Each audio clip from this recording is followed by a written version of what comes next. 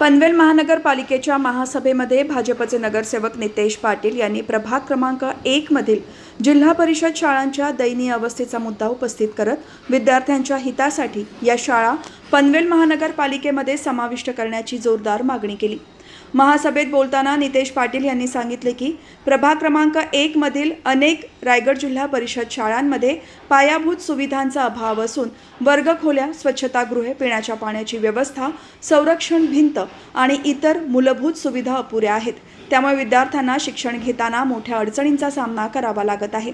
पनवेल महानगरपालिका शिक्षण, पायाभूत सुविधा आणि विद्यार्थ्यांसाठी विविध आधुनिक सुविधा उपलब्ध करून देत असल्याने या शाळांचा महानगरपालिकेमध्ये समावेश झाल्यास विद्यार्थ्यांना अधिक दर्जेदार शिक्षण आणि आवश्यक सुविधा मिळतील असे त्यांनी नमूद केले। यावेळी त्यांनी प्रशासनाने या विषयाची तातडीने दखल घेऊन शासनाकडे आवश्यक प्रस्ताव पाठवावा आणि प्रभाग क्रमांक 1 मधील रायगड जिल्हा परिषद शाळा पनवेल महानगरपालिकेत समाविष्ट करण्यासाठी सकारात्मक कार्यवाही करावी अशी मागणी केली। नगरसेवक नितेश पाटील यांनी उपस्थित केलेल्या या मागणीमुळे प्रभागातील विद्यार्थी, पालक आणि नागरिकांमध्ये समाधानाचे वातावरण असून शिक्षणाच्या दर्जात सुधारणा होण्याची अपेक्षा व्यक्त केली जात आहे। सन्माननीय महापौर महोदय, सन्माननीय व्यासपीठ, खरं तर आपण आजचा विषय आडिवली, रोंजन व पेंधर या शाळांचा भाडे तत्वावरती आपण घेतल्याबद्दल आपला मनापासून धन्यवाद। खरं तर प्रभाग 1 मध्ये 14 प्राथमिक शाळा आहेत आणि या 14 प्राथमिक शाळेमध्ये सर्वच शाळा इमारती धोकादायक आहेत।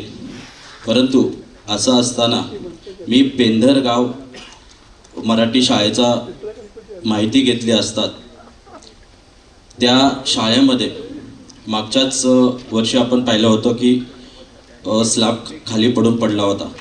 पावसाळा सुरू असताना प्रत्येक वर्ग हा कुठल्या तरी मंदिरामध्ये किंवा कुठल्या तरी एखाद्या पडीत घरामध्ये हे वर्ग सुरू असतात।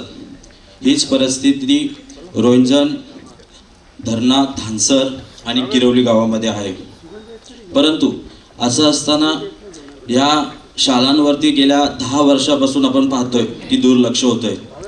आज आपल्या या पनवेल महानगरपालिकेचे 5000 कोटी रुपयाचा बजेट असताना आपल्या या शाळांवरती असं खूप वाईट परिस्थिती आपल्याला पाहायला मिळतो।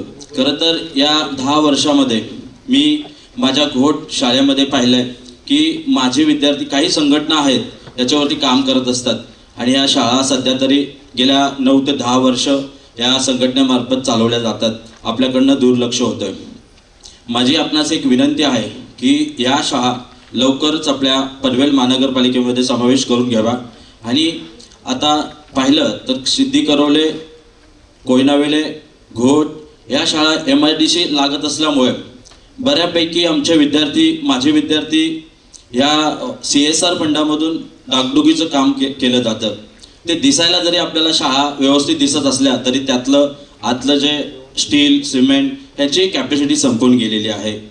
तरी आपणास विनंती आहे की लवकरच ह्या शाळा आपल्या पनवेल महानगरपालिकेमध्ये समाविष्ट करून द्यावे। धन्यवाद।